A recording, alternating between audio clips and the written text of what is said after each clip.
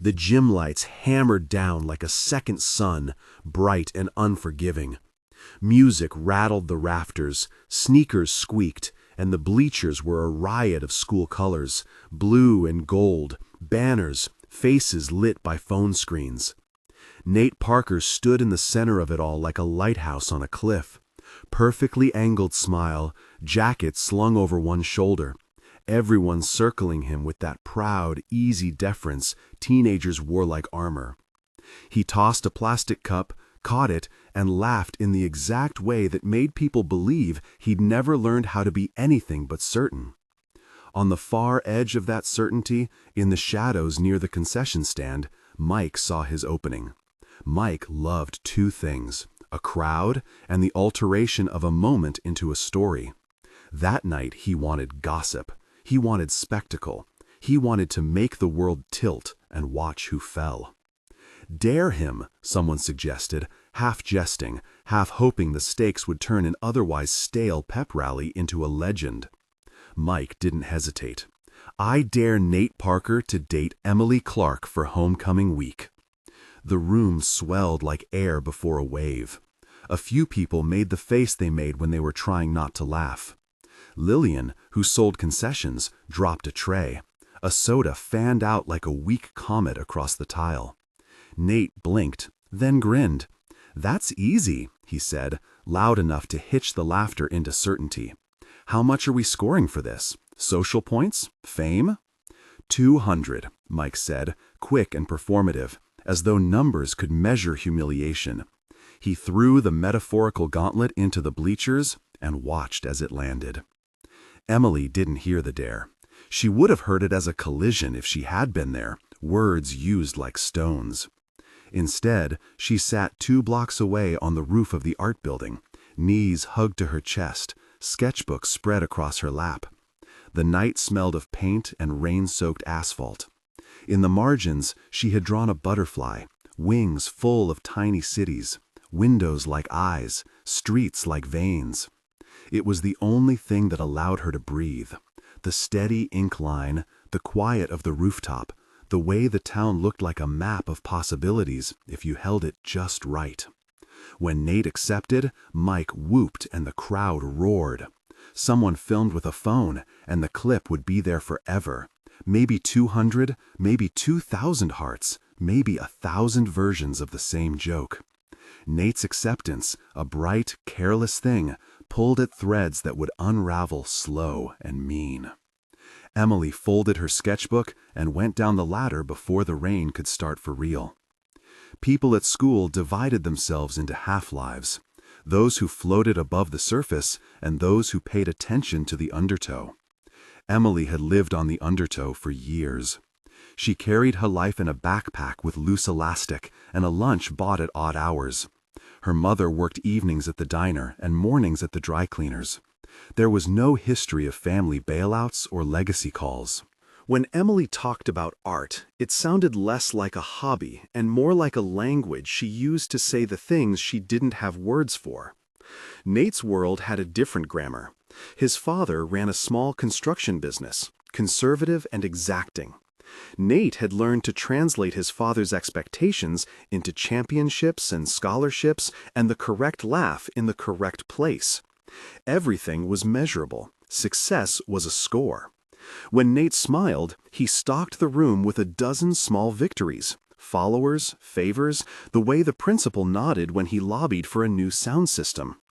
That same principle would, one day, be the invisible gauge for the consequences Mike's dare would have.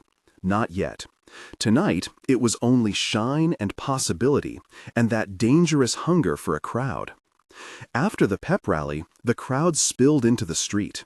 Phones blinked, stories uploaded, and the clip did its tiny, efficient work of spreading. Nate walked out, haloed by 2 friends, looking unhurried and sure, when Clara, who'd known Emily since they were little and had liked to call herself Emily's designated loudspeaker, tugged on Emily's sleeve in the art room the next morning. "You saw the clip?" she asked. Emily had. The rooftop couldn't block out everything. She had seen the edge of Nate's smile as it caught the gym lights, and had felt the same way you felt when someone accidentally walked over a spider you were trying to protect, small and exposed. Clara sat on the paint-stained stool across from her and twisted the band on her wrist. "He said it was a dare," she said, and the words made her look like she'd swallowed glass. Emily's pencil paused over a new sketch. "Maybe I should just ignore it." "That's not how it works," Clara said. "You know how rumors get. They spin. People will want to see how he does it. They want a show." "What about me? I'm the show." Emily's voice had that old, cool quiet. It kept the heat out. She could feel the butterfly sketch cracking in the center. Clara leaned forward. "He's Nate Parker, which doesn't exactly make him a liar, but this was gross. I saw Mike flashing his phone at lunch like he'd won a lottery he hadn't even put money into yet." Emily thought of money like a distant weather pattern, always moving, never in control. Her mother's hours had been cut last month. There was a scholarship, small, selective, that paid for a summer portfolio program, the kind that could lift an artist from a town like theirs into a city where galleries had white walls and doors that opened. The nomination for that scholarship came from student council. If your name wasn't in the right inbox, you weren't even a footnote. That had pushed at Emily. She had guarded the word want instead of need, but it sounded the same at 3 in the morning. A chance at real art instruction, materials that didn't crumble at the edges, a place to be seen by people who meant what they said. These were not frivolous. They were small lifelines. Nate, with his pockets full of connections, could make that happen. The next day at lunch, Nate made his move the way a practiced orbit makes an approach, smooth, predictable, and careful not to reveal the engine. He slid into the seat at the art room table as if he belonged there, which for him was almost true. "You sketch," he said, nodding toward the spread of paper like he was complimenting a trophy. He had the ease of someone who'd been taught the right question at the right time since he learned to tuck in his shirts. Emily looked at him. "I do," she said. "Do you?" "Not really," he admitted, and the honesty landed small and startling. "But I know people who do. There's a student council thing coming up, an art showcase. My mom knows someone on the scholarship committee. I could nominate you, make sure someone sees your work." She wanted to say no. She wanted to say that she didn't do bargaining, that art wasn't a coin to be passed across a table. But the word scholarship was a tide, and she was not immune. "What's the catch?" she asked. Nate blinked, not expecting her to cut the question like that. He hadn't meant there to be a catch, at least not in his head. In his head, it was a bold, risky kindness. Out loud, it had the shape of a dare. "You," he said finally, "for homecoming week. We go as a thing, public. People know we're together. I'll make the nomination. You get exposure. You get the portfolio in front of the right people." "Date me," Emily said. The words stuck in her mouth and felt like something crooked. "Not date," Nate corrected. "Public appearance. Like a project, a social thing. There'll be rules." She told him the rules she thought would keep her dignity intact. No kissing, no jokes, no embarrassing stunts, no lying to the student council about why she was nominated. She would decide the times they were seen together, and if at any point she felt used, she would walk. He listened. He wrote no notes. He frowned once like he was thinking about a particularly difficult math problem and found himself unprepared. "I don't do used," he said. It was almost a plea. He hadn't intended to plead. She believed him the way you believe someone who has always had the right answers. Belief is small and foolish things sometimes. She also remembered the way he had laughed once in 7th grade when she dropped her paints in the hallway and watched them smear like dark flowers. People had a lifetime of marks you didn't get to scrub away with one small kindness. "You're doing this?" Clara asked when Emily told her later. They sat cross-legged on the floor of the art room, a circle of paint jars glittering like tiny planets. Emily held the sketchbook on her lap and felt the butterfly's wings like a secret. "I am," she said, "but on my terms. If he raids the art club for content, I quit. If the student council tries to spin me into a mascot, I walk out." Clara sighed, relief and worry braided. "Just be careful." The first week of the arrangement became a series of measured performances. Nate kept the promise of nominations. He idly mentioned Emily to Mrs. Han, the art teacher who had eyes like a person who'd spent too long looking at composition. He nudged the student council meeting agenda to include the showcase. He introduced Emily to local gallery intern Sam, a stern 18-year-old with tattoos and good eyes. The public face was awkward at first. They sat across from each other at lunch and pretended to be comfortable. Nate had the practiced manners of someone who'd given thousands of speeches to people whose faces belonged to stadiums. Emily had the stillness of someone who had rarely asked the world to lean closer. But the private moments were more complicated. On Tuesday, she found Nate in the art room after practice, hands stained with charcoal, staring at a blank panel as though it memorized him. She had expected him to be performative. Instead, he was clumsy and genuine. He asked about her technique like it was a language he wanted to learn. "Why do you keep drawing butterflies?" he asked once. Emily shrugged, a small, dismissive motion that was also a shield. "They change. They don't pretend to be anything else." Nate laughed. "That sounds like a poem." "It's not a poem," she said. "It's a thing I notice." He listened as if listening had weight. The more she talked about line and negative space and the way the town's lights looked when seen from a roof, the less he felt like a dare. He started missing the joke. Meanwhile, the dare's ripples did what dared things always do. They drew unwanted attention. Mike, who had staged the whole thing as if it were a theatrical trick, would occasionally wink at Nate and make the kind of comments that sounded like applause.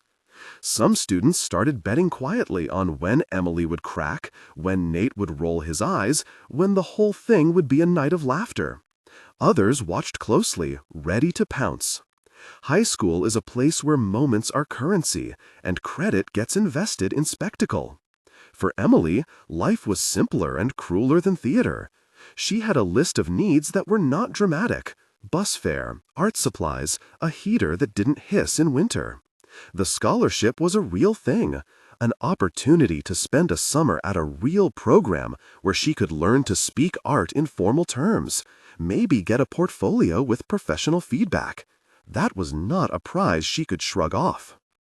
She wrote pros and cons on the back of a receipt from the diner where her mother worked.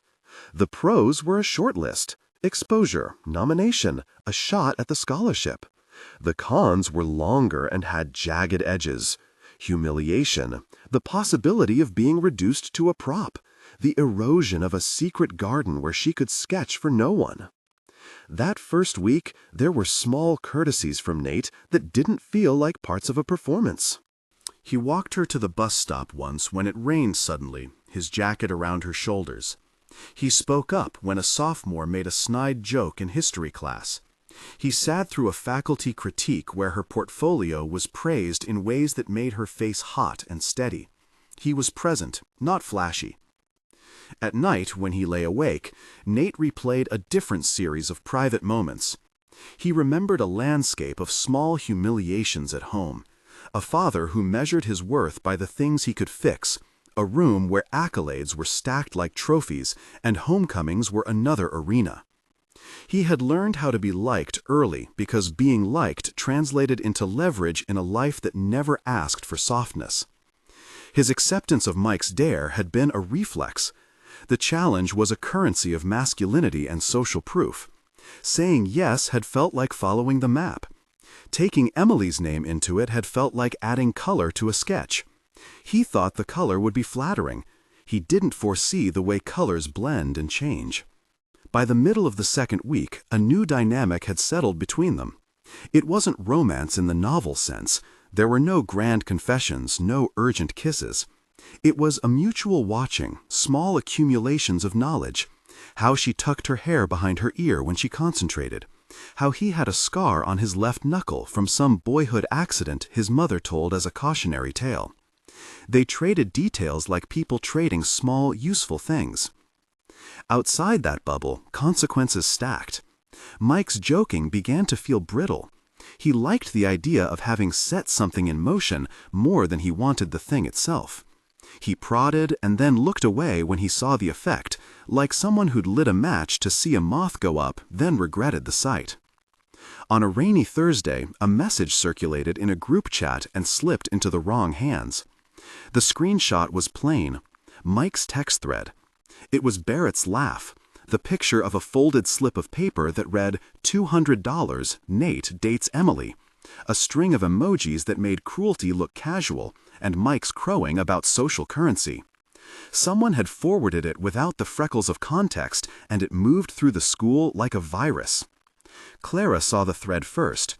She stared at the phone until the letters blurred, then came to the art room where Emily was tracing a graphite line, trying to make sure the wing of the butterfly had the right angle. "Emily," Clara said, and the word carried a careful tone.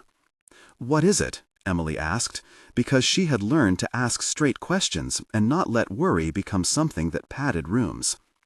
Clara held the phone like it was a confession. "Someone sent me this. I didn't want to—" She paused, the sentence collapsing. "It's Mike. It's a bet." Emily's pencil stopped like a breath held too long. The butterfly on the page seemed suddenly ridiculous, the paper too thin. "How many people saw it?" she asked. "I don't know. A lot. But I deleted it." "I didn't want you to see it like that. I thought you should see it from me." Emily folded the sketchbook shut, and the snap was loud in the tiny room. "Does Nate know?" Clara looked down. "He does now." The way the floor tilted was a quiet thing, one internal and acute. Emily felt the small mechanics of betrayal begin to work under her palms. The thing she'd agreed to, because no one would argue with the cold math of her family's budget, was folding under the weight of mockery. She felt suddenly like an exhibit whose label had been changed without her consent. She paced the corridor, the school's fluorescent hum making the air taste like paper. Students moved like a river around her, some eyes sharp with curiosity, some sympathetic. A few called a half-breathed sorry. None of them would reach into a pocket and return the original thing: dignity. "What are you going to do?" Clara asked. Emily's jaw worked. She thought of the scholarship, the summer that could bend everything if she could just get through it. She thought of all the small sacrifices she'd made, the nights she'd stayed up working on a painting while her mother slept in the next room, the way art had been her way of making a place she could breathe. "I'm going to ask him," she said.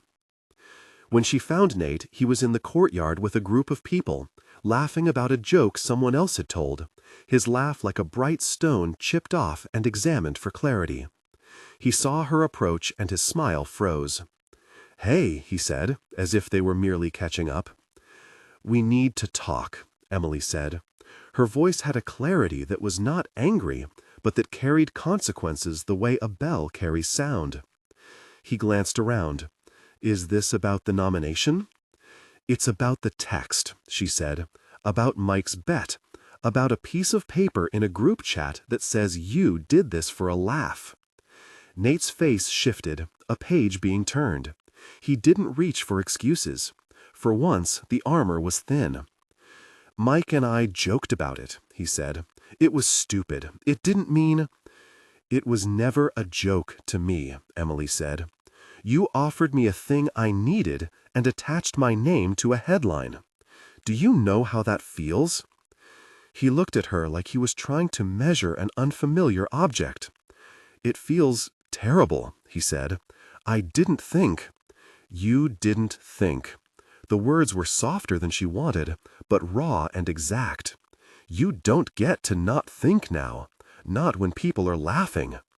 Students had begun to gather. The courtyard's edges formed a ring, an audience that could make or unmake reputations in the span between breaths. Nate's friends shifted like animals sensing weather. "I'm sorry," Nate said, the phrase spilling out small and unprepared. He seemed to want to fix it with the same quickness he fixed other things. Apologies like band-aids for inconvenient cuts. But apologies needed the right shape. This one needed labor. "What are you going to do?" Emily asked again, and this time her voice carried a demand. He looked at the crowd, at the cluster of faces, and something like a truth pressed his lips. "I'll cancel it. I'll tell everyone it was a stupid dare. I'll pull my nomination if you want me to. I'll make it right." If he'd said the words in a private phone booth, they might have been enough. He was offering immediate public remediation, cancel the bet, rescind the pageantry. But Emily had learned, by living life on the underside of things, that words could fold like paper. Actions were the only structures that held. "How will you make it right?" she asked. She needed a real plan. She needed to see the mechanism of restitution. Just saying sorry doesn't erase people's laughter. Nate opened his mouth and closed it. Around them, the murmurs rose. Mike sat some feet away, grin falling away like a mask. He glanced at Nate once and then looked away, suddenly small and nervous. "I'll go to the student council," Nate said finally, the jaw that had chiseled smiles hardening into a line of resolve. "I'll tell them what happened. I'll put my name on the record and say I don't want the nomination. He stopped, searching for a promise that carried heft. "I'll make sure you get the exposure you deserve without anyone using you." Emily felt her shoulders loosen a fraction. It was a start. The public cancellation mattered. But she also felt the old logic of contingency. Nate had the pull, the influence, the ease. He could withdraw as easily as he'd offered. She needed someone who would stay. "Will you do that now?" she asked. He nodded. "Now." They walked into the school together toward the student council room, their steps opposite halves of a heartbeat. Inside, Nate kept his promise in the way that counted for something outwardly. He asked to speak first. He said the words that labeled the dare for what it was. He stood and said, plainly and publicly, "I accept that I agreed to something that used someone as a prop. I don't want to be part of that. I'm rescinding any nomination connected to this dare, and I want to apologize to Emily in front of everyone." There was a flinch, an intake of breath like a held ocean, then scattered applause from a handful of people who saw themselves as actors in a small justice. Mike's face went hard and pale. People murmured, turned their phones on and off like small lamps. It was a corrected story on the surface. But beneath it, the currents still hummed. Words in a meeting didn't erase things that had been done in whispers, or the private thrill of cruelty in a group chat. They didn't fold back the times when a friend had looked at a joke and chosen to laugh. They were a start, a necessary, visible start, but Emily could feel an old raw spot, the place where trust had been grazed. After the meeting, when the room emptied and sunlight leaned in through the Venetian blinds like the bars of a cage, Emily walked out of the student council office with her sketchbook clutched to her chest. The corridor smelled like lemon cleaner and school glue. Nate fell into step beside her. "That was," he began. "Was necessary," she finished. The word was cool and honest. But necessary doesn't fix everything. He matched her pace. I know that. I'll do more." "Like what?" Her eyes were level. She wanted examples, because actions were made of specific things. Promises had to carry names. He paused by the lockers, fingers drumming on cold metal. "I'll organize an art showcase. Not your face in a gimmick, but a real show. I'll pull resources from student council. I'll get Mrs. Hahn to bring in Sam. I'll make sure there's a real documented path to that scholarship." She listened. The plan sounded like scaffolding. It might hold. She wanted to believe that scaffolding could become a house. "I need to have control over the times we're seen," she said. "I don't want to be followed. I don't want people to treat me like a before and after." "You'll set the rules," he said. "I'll follow them. And you'll tell Mike to stop with the jokes," she added. He winced. "That's a hard stop. I'll tell him. I'll do it publicly." Clara gave a small, relieved laugh from where she'd been watching. That would be nice. They made a list then, in an impulsive, adult-like way. Dates for the showcase, names to call, boundaries to set. It felt for a moment like a contract, a way of making the flimsy things of apology into the concrete mechanics of repair. That night, Nate lay awake and rehearsed the words he'd say if he had to face Mike. He imagined the student council meeting, the way the room had fallen quiet when he'd used the word apology. He imagined what it would mean to pull power back from spectacle and put it behind someone else's work. It was heavier than he'd thought. He also dreamed, with the ineffable optimism of someone learning, of the art show itself. Lights low, paintings hung with care, Emily's name printed in a program that didn't call her anything but an artist. For Emily, the day after the meeting felt like living with a cracked mirror. The reflection had changed, but the fracture remained. She returned to the art room and spent an hour helping a younger student, Maya, paint a mural of fish that seemed to swim only when no one was looking. Maya's mother had just lost a shift at work and needed the kid to stay after school. Emily had promised to help. The mural, like everything else she touched, calmed her. Art was a place where she could make something that did not require explanation. But somewhere in the back of the art room, a phone buzzed, soft and persistent. Clara glanced at it and paled. "Emily, you should see this," she said, and the way she said it made the air go cold. The message was small and cruel. A clip of Mike at the gym 2 nights before, whispering into a camera with a smirk that made the skin at the base of his thumb look like it wanted to crack. "Bets still on," the caption read. The screen also showed a ledger of sorts, names, numbers, the way boys sometimes turn social lives into dog-eared ledgers. "How many people have that?" Emily asked, the words hitting like small stones. Clara swallowed. "I don't know. I deleted it. I wanted to tell you. I didn't want you to find out through someone else." Emily sat down, the stool creaking. The butterfly in her sketchbook stared back, a small, patient thing. She thought of the election of headlines and how people shaped other people's stories with a few digital clicks. She thought of the scaffolding Nate had promised.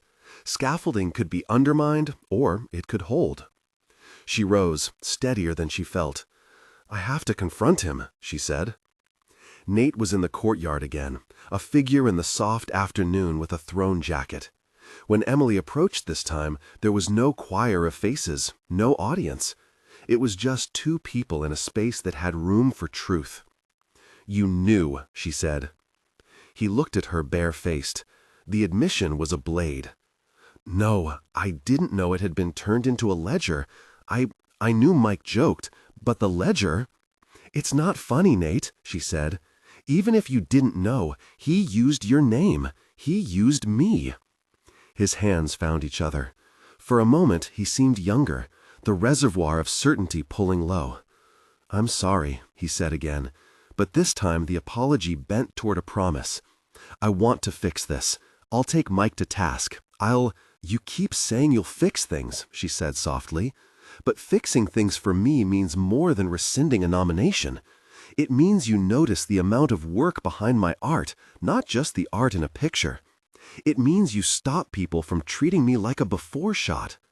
He listened, the expression of a person cataloging new terrain. "If you're going to help me," she said finally, "help me because you want to do the work, not because you want to look good doing it." He swallowed. "I want to do the work," he said, and there was a strange honesty in his face, like someone who had read a rule and decided to follow it. For a breath, they watched each other, the air between them raw and electric and honest. Then, as if a bell had been struck elsewhere, a voice called Nate's name from a few yards away. He turned his head, reflexively, the old habit of the audience tugging at him. Emily felt that tug like a physical thing and stepped back. "Don't let me be the thing you thread your goodness through," she said. He looked at her for a long beat, the kind that takes time to teach a young person that gravity is not something to be ignored. "I won't," he said. He sounded like someone testing how a new promise fit.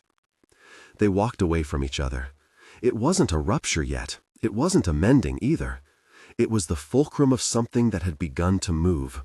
The ledger and the joke and the apology and the promise were all pieces in a machine whose gears had not yet tested their teeth against one another. That night, Emily didn't sleep. She made a list of conditions for the arrangement, something adult and precise. She wrote them in the back of her sketchbook. Control over public appearances, veto on publicity that used her image, a signed statement from student council guaranteeing the show's integrity, and a plan for a safe route home when things felt unsafe. The next morning, she found a folded scrap of paper in her locker. It had the handwriting of someone who had practiced cursive until each letter lay like a small army. Nate's name at the top, and underneath, a short list. I can do this. We can make the show real. I will tell Mike to stop. I will cancel any nomination associated with jokes. I will stand by whatever plan you make. At the bottom, in a shaky hand, he'd added, I don't expect forgiveness. I want to earn it. She read it twice, feeling an odd warmth prick her skin that wasn't trust, but something like it. The corridor smelt faintly of lemon cleaner and adolescent sweat. For all the public theater, someone had written something private and exact. But the ledger persisted.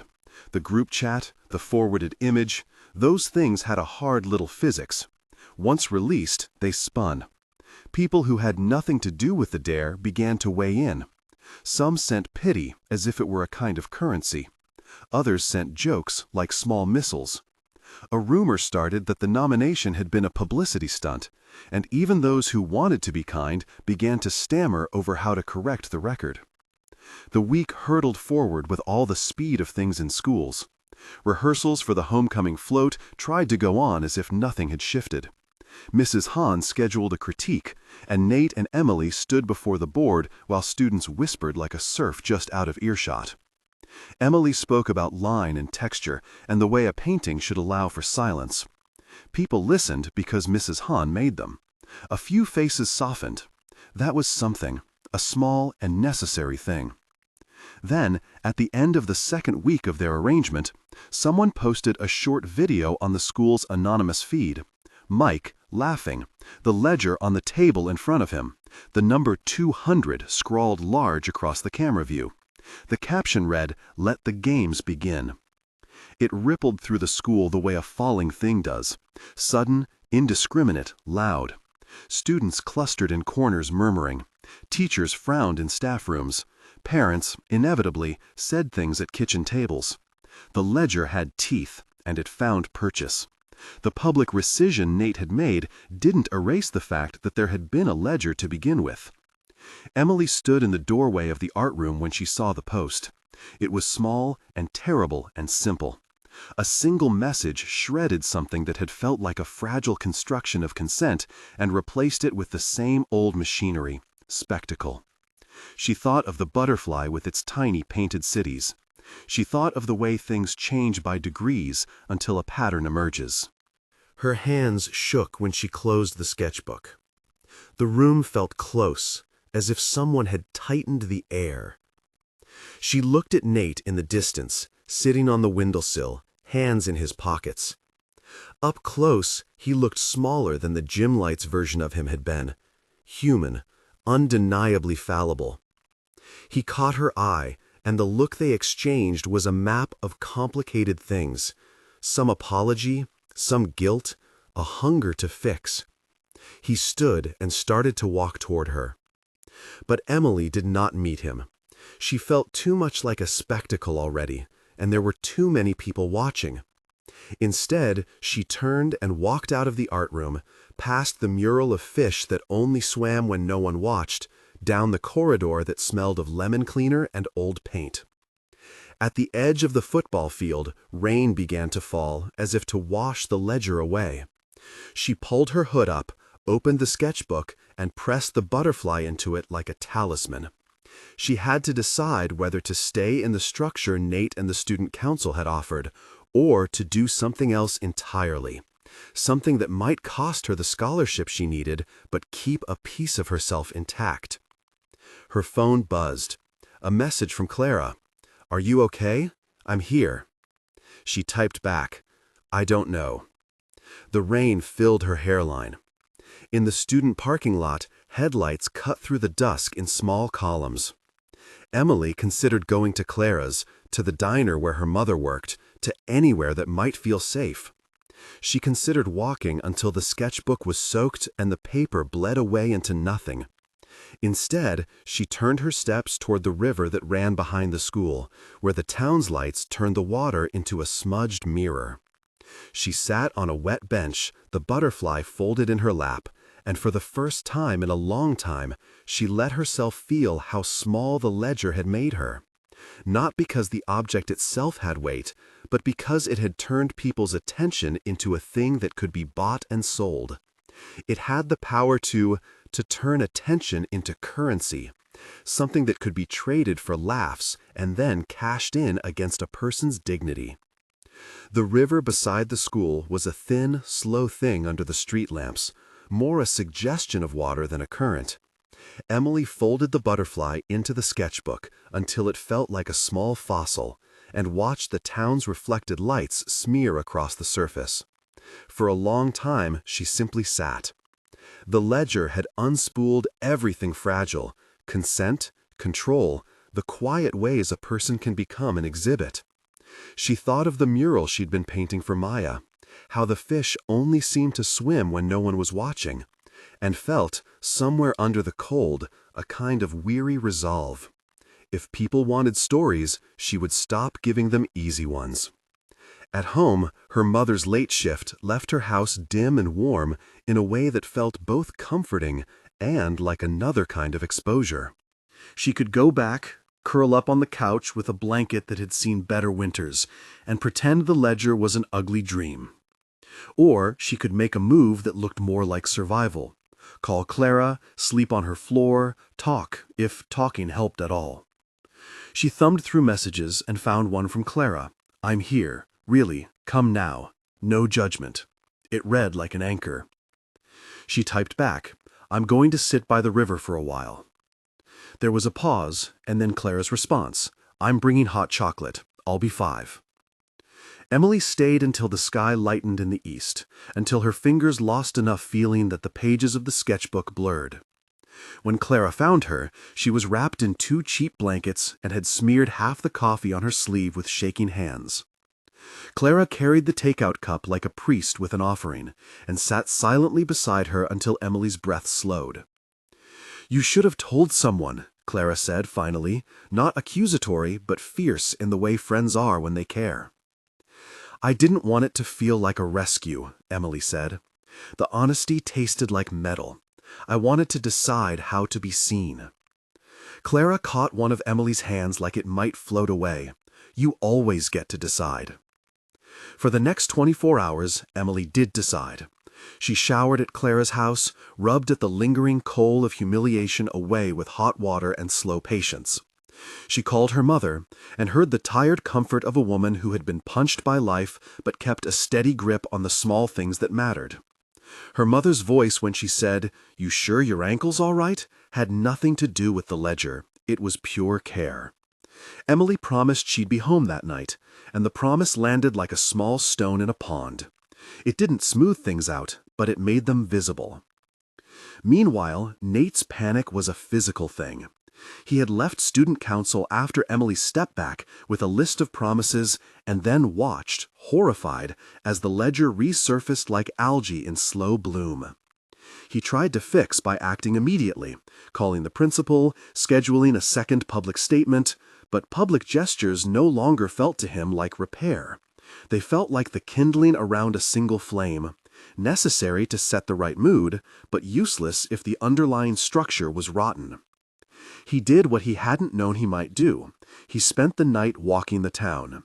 He asked the janitors, he checked the art room, he went to the diner where Emily's mother worked, and, for the first time, listened to the small catalog of things that had shaped Emily's life. Late shifts, missed heaters, the way a sketchbook had been saved like a relic. When he left the diner, his hands smelled faintly of coffee and his mouth tasted like apology. He texted Clara and Mrs. Hahn and a couple of students from the art club. "Please tell me if you see her." He had that brittle urgency of someone understanding that words are insufficient. Clara, who had seen Emily at the river, told him where to look. He found the bench cold and wet, Emily's place empty, the sketchbook gone. For the first time since he could remember, Nate felt truly afraid. Not for his image, though that had been bruised, but for another person he'd named in a joke. Fear pushed him toward action that was quieter than speech. The art room the next morning became ground zero for near-constant negotiations about dignity. Mrs. Hahn, who had always treated composition like a secret ritual, met Nate outside of council hours and did not allow him the theatrics of a one-off apology.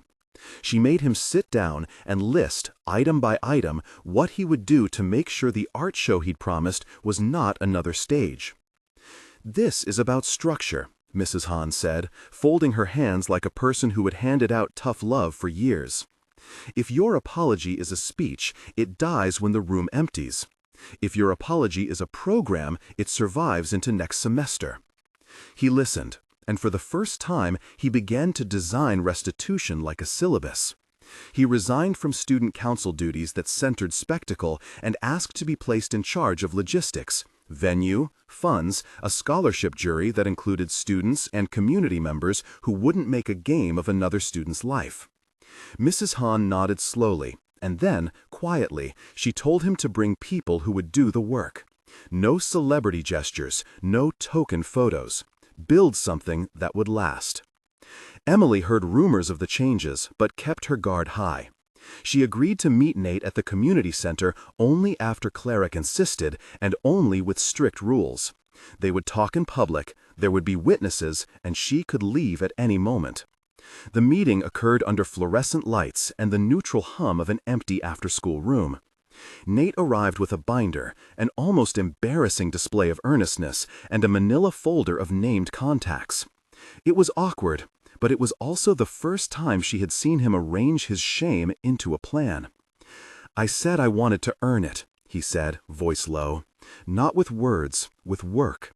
I'll do whatever you tell me to do. Logistics, manpower, whatever." She folded her arms and looked at him like a curator eyeing a sculpture she hadn't agreed to display. "Then be specific," she said. "If you want to help, volunteer in the art club after school. Help Maya finish the mural. Learn to mount canvases. Fundraise. Create a scholarship that requires nominations not from some boy's ledger, but from teachers who can attest to a student's work. And, this matters, you set consequences for Mike and anyone who profits from humiliating someone." He swallowed. "I will." Over the next weeks, the story shifted from ledger to labor. Nate's path to change was not a montage of glossy overnight revelations. It was a sequence of small, public, measurable things. He turned over student council funds to the art show and wrote a proposal to reallocate part of the homecoming budget to an equitable showcase. He drafted a rubric to select scholarship candidates fairly. He began pulling afternoon shifts at the art room, carrying dried plaster and sanding pedestals until his palms resembled a manual laborer's rather than a golden boy's. He attended training sessions about consent and social harm that the school counselor organized, and when colleagues asked him the easy questions, he answered with specifics. Mike, confronted by the council and the nurse and his own dwindling allies, found his performance of mischief closing like a trap. The ledger, once an instrument of spectacle, became evidence. The administration placed him on disciplinary probation. He was asked to publicly acknowledge harm in a restorative circle and to participate in the art program's labor, cleaning the studio, helping younger students, handing out supplies. The punishment didn't erase his actions, but it made clear that cruelties have consequences. Emily watched all of this with a slow, wary appraisal. She helped to write the scholarship criteria, insisting that the panel include community members outside the school, artists at local galleries, Mrs. Hahn, and parents of students who had benefited from after-school programs. She curated the show with a fierce tenderness. No before and after posts, no flashy captions. The show's flyer read plainly, "Artists of the Margin, Community Showcase." A small note beneath invited people to consider art as work, as dignity, as something that requires support. The weeks of labor did more than tighten a plan. They made room for small graces to occur. Nate learned to hang frames without bruising the edges, to mix paint until the color sang, and to listen until his reactions were small and thoughtful. He started defending Emily in the hallways, not with a possessive glare, but with blunt statements. "She's a person, not a punchline." People began to notice the difference between performative allyship and steady labor. Emily, for her part, began to loosen in limited, controlled ways. She taught an after-school class for younger students, a place where she could hand down the small things that had allowed her to breathe. How to compose negative space, how to draw the line that says more than a paragraph. Maya, the child whose mural had been the first thing she touched in the school, blossomed under Emily's attention. Watching Maya's confidence grow felt like a salve for Emily, evidence that her work could be more than a commodity in someone's joke ledger. There were setbacks. One afternoon, a student posted a clip on the anonymous feed suggesting the art show was a PR stunt, and the comments section filled with skeptical, snide remarks. That night, Emily sat on Mrs. Hand's stool and cried, not because of the jerks, but because the world was smaller than it needed to be. Nate came to the studio the moment he read the post and did something that mattered more than any speech. He unplugged the anonymous feed on his own phone, printed out the supportive emails they'd received from community artists, and taped them on the wall. And then spent the next week going door to door to local businesses to get tangible sponsorships for the show. His actions translated into dollars for supplies, and more importantly, into people's names behind the cause. It was clumsy and authentic, and, slowly, contagious.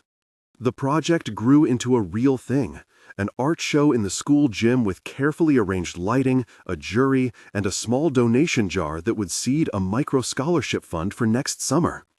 Students who had been on the outskirts were invited to display their work, and each artist agreed to pair their piece with a backstage note, anonymized if they preferred, detailing what support would help their work continue. The event was intentionally anti-spectacle. No before and after photographs, no highlight reels, just the work and the words and conversation. As the homecoming dance crept nearer, the school's social temperature rose. Rumors of sabotage buzzed from sophomore lockers. Mike, under the school's supervision, maintained a presence but was closely monitored. He wasn't villainized into a caricature. He was forced to face the ways his jokes had hurt and to do the hard work of restoring trust where possible. He performed odd acts of contrition.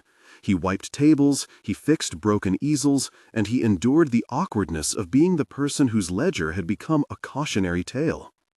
The art show night arrived like the exhale before a storm. The gym was repurposed with the kind of humility that made the evening feel like a gathering rather than a spectacle. Spotlights softened to a warm amber. The bleachers were pushed back to give space for people to move. Mrs. Hahn put out name cards and notes for each piece that described the artist's process rather than their provenance. Emily's installation, Cities in a Wing, hung on the east wall. It was made of layered sketches, translucent paper, and a projection of the small butterfly she had kept folded in her sketchbook. Each city window in the butterfly's wings held the name of a young artist in the program. The piece glowed like a constellation. Nate stood near the doorway, handing out programs with a steady, quiet face, as if he were the person who'd been put in charge of making sure the world looked like it could sustain itself. He made sure every young artist had a place to stand by their work, and a card that acknowledged the people who had helped them. No photos, no gossip, just recognition. The turnout was generous. Local gallery owners came. Old teachers who had once dismissed student art showed up, and parents who had never been to a school gallery night found themselves moved by the small sincerity of it all. People who had been spectators learned the names of the artists. Conversations wound through the gym like smoke, personal, earnest, sometimes tearful. At some point during the evening, a couple of guys from the anonymous feed sat in the far corner and watched without their phones glinting with the same glee.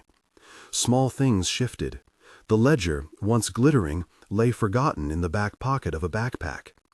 The homecoming weekend unfurled in a more measured way than anyone predicted. The float practice, the last-minute dress fittings, each was a drumbeat toward the dance. Emily and Nate's public appearances were strictly orchestrated by her terms. They agreed to be seen at the art show and at the student council-sponsored volunteering fair that Saturday, and no one was allowed to spin the events into an entertainment spectacle. On the night of the dance, the gym changed, again, from gallery to ballroom. Strings of lights were braided overhead. A band that had once played at the pep rally now tuned to a slower tempo. Students in velvet and chiffon migrated under the soft glow, being careful not to overpower the work the art show had done in the weeks before. Emily arrived in a dress that made no grand statement. It was hand-stitched at the hem of her own choosing, a piece made by her and a friend from the sewing club, deliberately unflashy and exactly her. She had refused any full makeover that would turn her into a before and after story. Instead, she carried a small pouch with the sketchbook inside, pressing the butterfly flat against her palm like a small heart. Nate arrived with a bouquet that was less about spectacle and more about small, specific choices. Wildflowers that reminded her of her rooftop nights, the ones she once said looked like the town lights from above. His jacket was simple, his smile cautious. Not the practiced armor of the gym, but the softer line of someone who had learned the hard lesson of wait. The gym bands played, and the slow songs found their way into circles. Whispers traveled that Mike might try something. Someone cheered him on from the shadows. But the energy in the room was different from the night the dare had been made. People who had sat out gossip now sat with friends, and those on the edge were invited in. The moment that surprised Nate did not come as a reveal of Emily's outward transformation. It came as a quiet, deliberate rearrangement of the room, an act of leadership disguised as an invitation. Halfway through the dance, when a slow song ended, a faster number began, Emily walked to the DJ booth with a confidence that sat in her shoulders like someone who had reclaimed a tool. She tapped the DJ politely and spoke into the microphone. The band softened, and the gym muted into a waiting hush. "Can I say something?" she asked. The words were simple and precise, and her voice traveled across the gathered faces. Everyone turned. Nate felt his throat go tight. He had rehearsed his part of the evening in the quiet of a dozen late nights. Apologies, lists, actions. But the thing he'd not anticipated was the exactness of Emily's leadership in front of everyone. She stood with the butterfly sketchbook clasped in her hand. "I don't want to be your before picture," she said simply. "I don't want my life to be other people's entertainment. This week we tried something different. We tried to turn attention into support instead of profit. If you came here tonight because you like drama, I hope you'll stay for the work. And if you came for transformation, remember, it's many small acts, not one big reveal."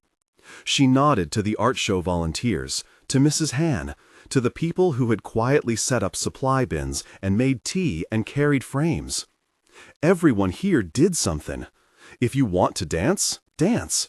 If you want to help, there are sign-up sheets at the back. If you want to see the artists, please come tomorrow to the community center. This isn't about me being a prize. It's about being seen as a person who makes things. She'd expected a mix, skepticism, applause, the odd snort. What happened instead was that a quiet wave broke across the floor.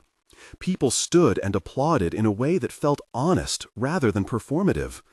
Others filed out, not in anger, but to sign up as volunteers. A few students from the edge of popularity, ones who'd never been asked to help before, came forward and found their own small ways to contribute. Then, with a movement that looked wholly unplanned and utterly inviting, Emily extended her hand toward the middle of the floor. Not at Nate, toward anyone who wanted it. She began to move in a choreography that was plain and beautiful, something she'd taught to the after-school kids as a simple set of steps that translated into a communal moment. She moved slowly and then faster, and one by one, people joined her. Students who'd once been sequestered at the tables stood up. Maya's little brother, who'd always sat on the bleachers, came in and laughed. The gym became a tide of bodies and smiles, a place where the center was not a single person, but a community. Nate watched from the fringe, stunned by the scene. He had expected to be surprised by a transformation of looks. Instead, he was caught by a transformation of role. She had turned herself into a convening force. That, more than anything, was the shock. She had not become what he wanted her to be. She had become the person she already was, but multiplied into leadership. Mike, who had been trying to muster a last humiliating trick, found himself without an audience. The ledger and its cruel mathematics had been stripped of their power because attention had been redistributed. If anything, Mike was left looking small on the bleachers, an isolated boy with an old joke no one wanted to retell.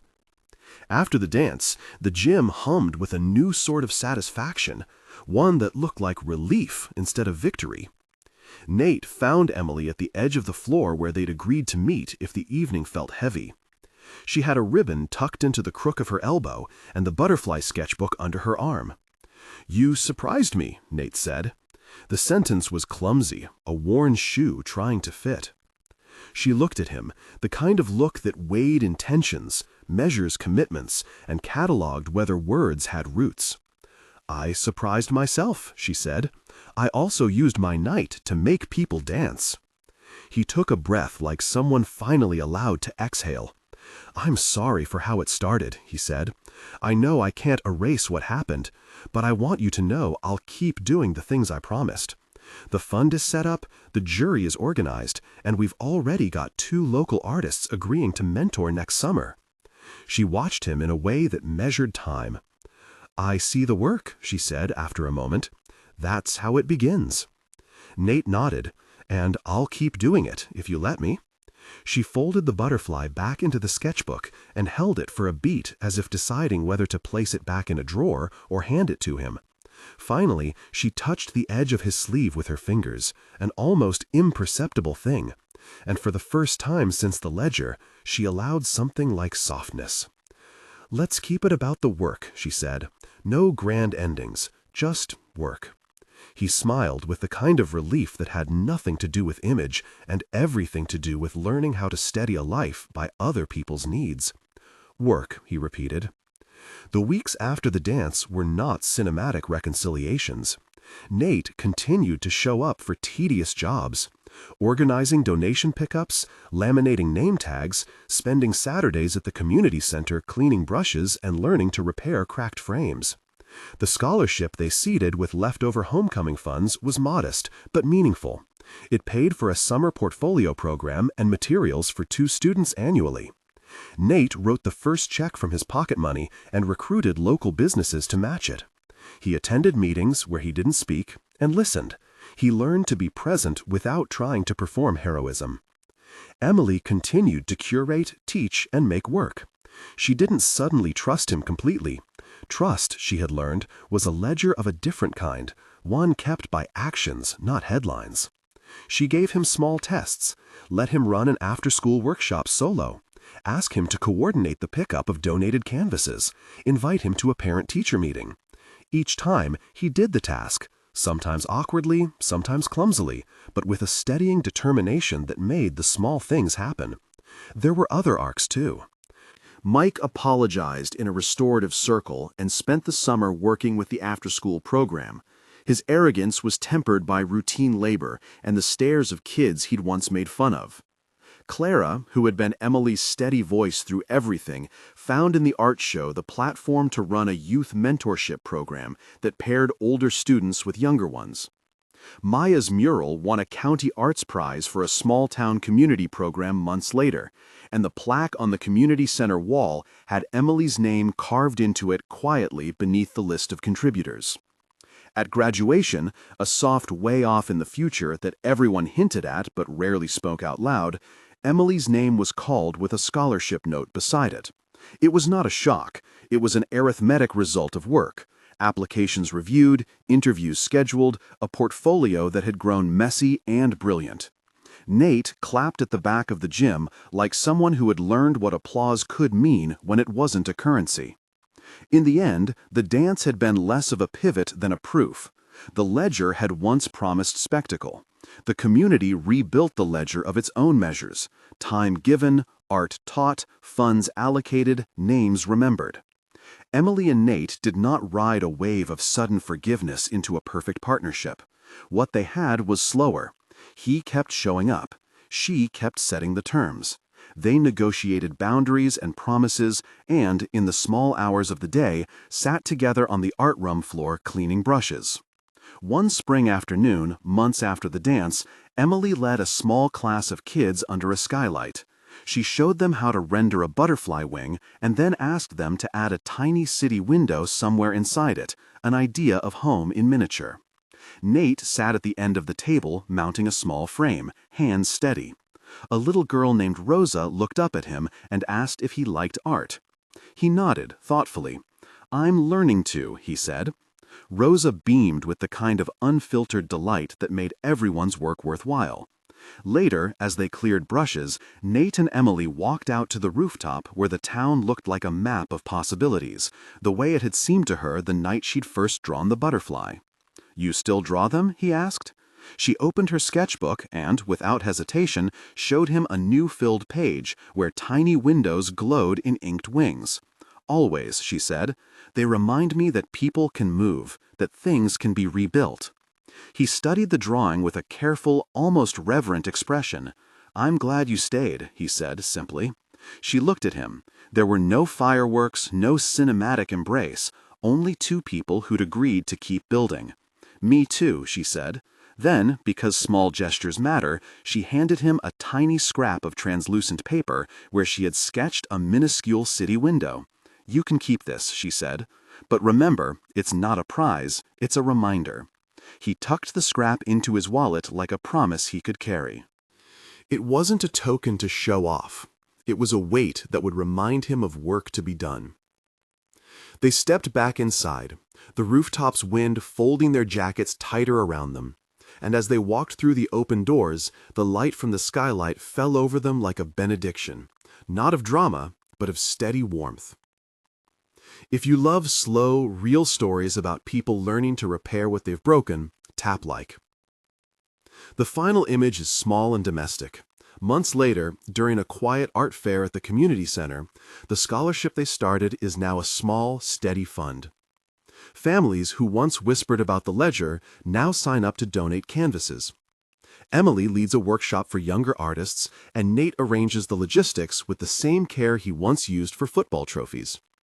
They walk home together under a sky dappled with street lamps, not as a perfect couple, but as two people who'd learned the hard arithmetic of restitution, consistent actions, public accountability, and the gentle courage to let someone else's life be more important than a joke. The prom lights dimmed months ago. The gym returned to its usual rhythm of practices and assemblies. But in a small frame in Nate's wallet, the tiny city window waits, a reminder that attention can be a currency and that the true measure of character is what you do when the cameras are off. If you enjoyed this story of growth and real repair, subscribe for more school love stories and let us know, did Emily make the right choice?